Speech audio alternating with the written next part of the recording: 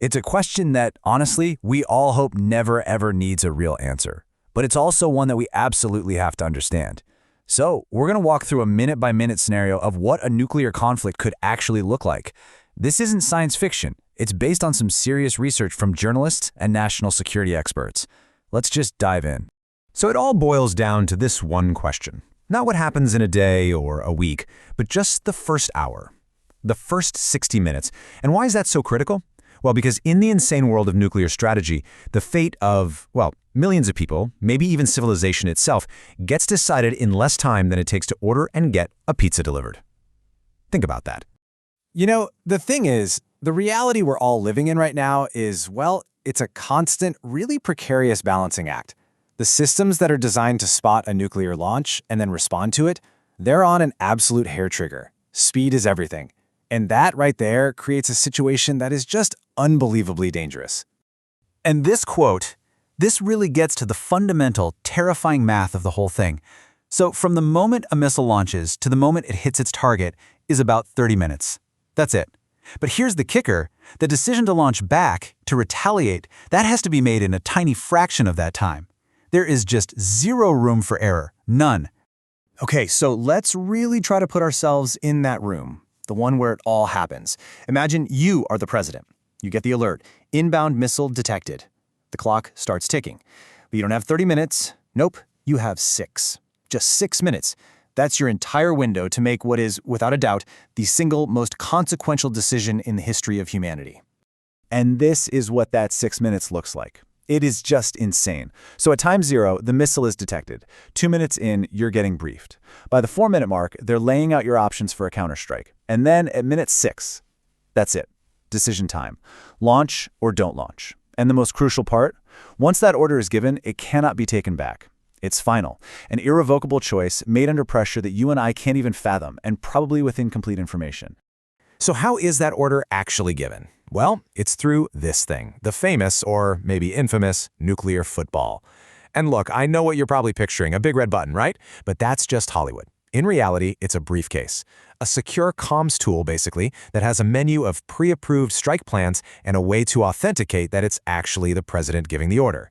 This is the physical tool that turns that 6-minute decision into reality.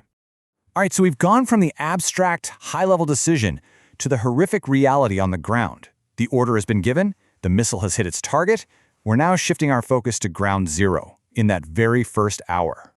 It all starts with just one word, one single event, detonation. And in one silent, impossibly bright flash, everything changes. Forever. And the physics of what happens next are just as brutal as they are fast. First, the flash. It's a light brighter than the sun, and it will cause permanent blindness for miles. Right behind it, a thermal pulse, a wave of pure heat traveling at the speed of light, incinerating everything. Then comes the blast wave, a literal wall of compressed air that demolishes buildings and creates winds stronger than any hurricane. And finally, the fallout. The invisible poison that rises up only to fall back to Earth. And just to put that heat wave, that thermal pulse, into some kind of perspective, look at this number, 100 million degrees Celsius. That's not a typo. It's actually hotter than the core of the sun. I mean, how do you even comprehend that? Imagine the hottest summer day you can, and then, well, you can't even compare it. And that level of heat is unleashed on a city in a fraction of a second. But the horror doesn't just stop at the blast zone. Not even close.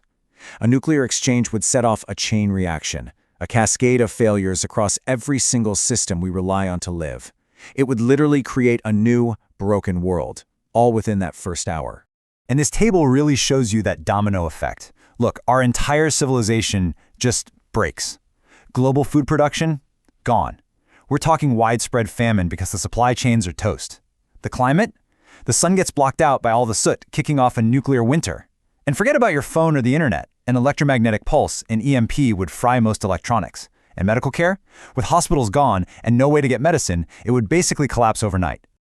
Okay, so after hearing all of that unbelievably grim stuff, I'm sure you're wondering the same thing I am. Is survival even possible? Could anyone survive this? Well, the answer isn't simple, but yeah, in the immediate aftermath, there are a few basic things that could actually make a difference.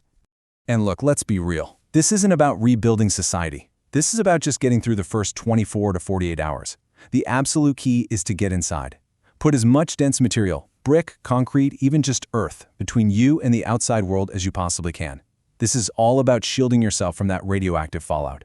Stay inside and stay tuned. A hand crank or battery-powered radio might be your only connection to what's going on. And of course, stay away from windows. It sounds basic, but it could be the difference between life and death. But we have to be really clear about something. All this talk about individual survival tips, it kind of misses the bigger picture, doesn't it? Because if we're at the point where you and I are worried about surviving a nuclear blast, it means civilization has already failed on a catastrophic level. The real way to survive a nuclear war is to make sure one never, ever starts. And that really leaves us with one last, pretty sobering thought. People have often compared the whole logic of nuclear deterrence to a game of chess or poker. But if it's a game where the only winning move is to not play at all, you have to ask yourself, are we still playing?